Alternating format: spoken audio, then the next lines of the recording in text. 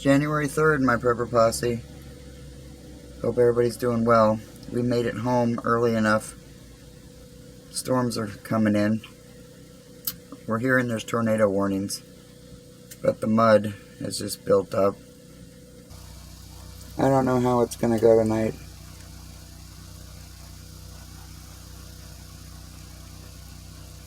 We'll see. I'm cooking a pile of chicken in the oven since it's indoor sports right now.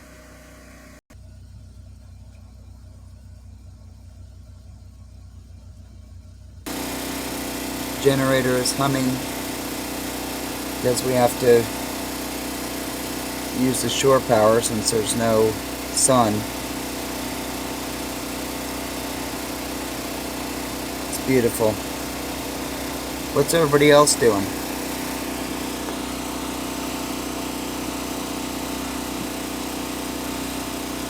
Don't forget to play.